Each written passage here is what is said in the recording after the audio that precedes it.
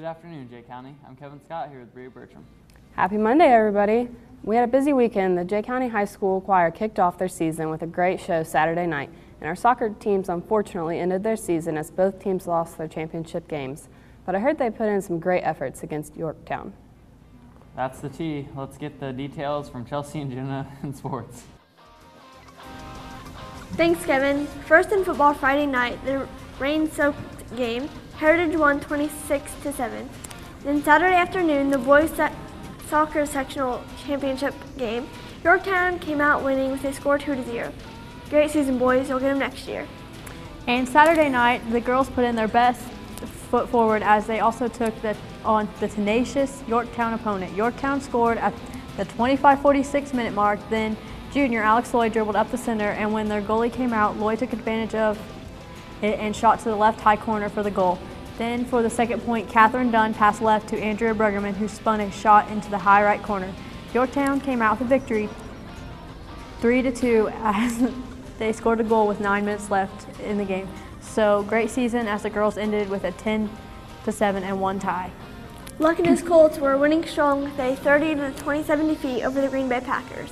The rookie quarterback and crew focused on the game for ailing Coach Pagano, who was in a local hospital undergoing chemo and leukemia. Andrew Luck connected a crucial time with Reggie Wayne, including the game-winning touchdown pass with only 35 seconds in the game. Luck threw a career-high 362 yards, 212 of them were to Wayne. Other NFL scores were the Falcons over the Redskins 24-17, Steelers won in the last seconds of their game 16-14 over the Eagles, and Drew Brees broke the Hall of Fame quarterback Johnny Unitas' 50-year-old record by throwing a touchdown pass to lead the Saints over the Chargers 31-24. Tonight the Texans take on the Jets. Now back to our hosts. And the Reds continue in their playoffs after shutting out San Francisco 9-0.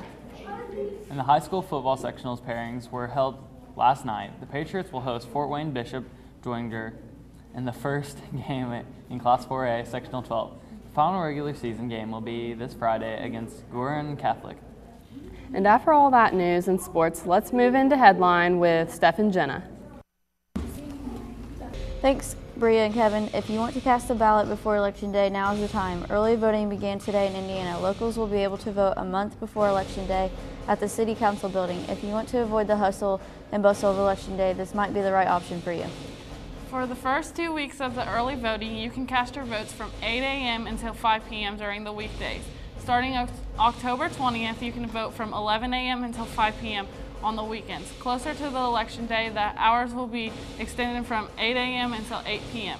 Voters will have a government-issued picture ID, and if you want to cast your ballot, tomorrow is the last day to register to vote. Well, that's all we have here, so let's send it back to Kevin and Bria.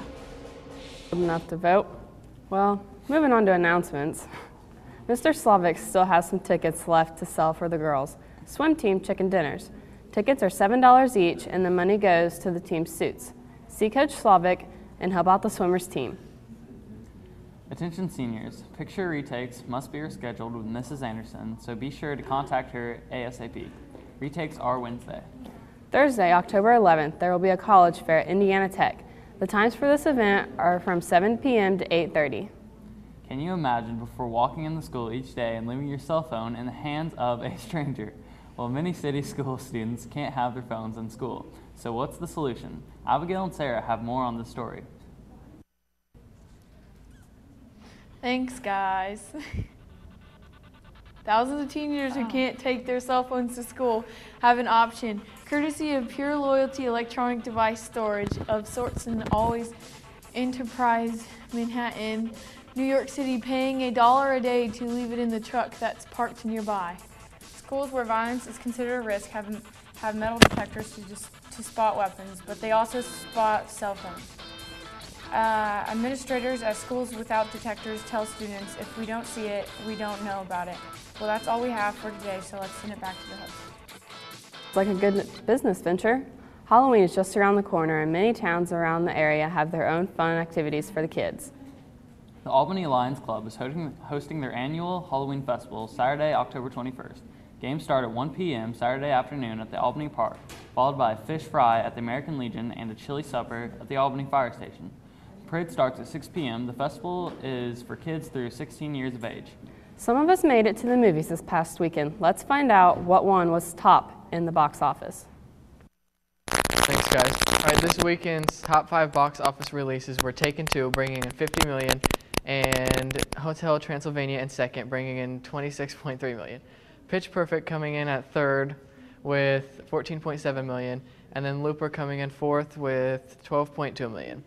Fifth was Frankenweenie, coming in at $11.5 million. And in other news, celeb birthdays today are Matt Damon, who's turning 42, and Sigourney Weaver, who's celebrating her 63rd birthday. Well, that's all I've got, so let's send it back to the hosts. We've had the coldest morning of the fall so far, and it's time to bring out the coats. If you already bought a new coat this winter, why not donate your gently used coat to the First Presbyterian Church of Portland? They will be holding a winter coat drive and giveaway. They will be collecting winter coats through October 19th. The giveaway will be held on October 29th between 4 and 8 p.m. at the church. After the rest of the day has been pretty nice so far. Let's find out what's going on for the rest of the week from Steph. Thanks, Bria and Kevin. A cold, frosty beginning will let this morning, so let's take a look at our 5-day forecast. Today we have a high of 58 and a low of 38. Tuesday we have a high of 65 and a low of 45. Wednesday we have a high of 56 and a low of 33. Thursday we have a high of 61 and a low of 41. And Friday we have a high of 60 and a low of 40. Well, it looks like it's going to be in its mid-60s this week, so let's send it back to the host.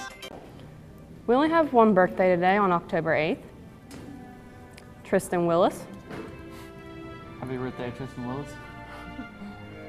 And the lunch for Tuesday is spaghetti and meatballs, breadstick, fruit cobbler, and mandarin oranges. Well, that's all we have. Later, Jay. See you, Jay.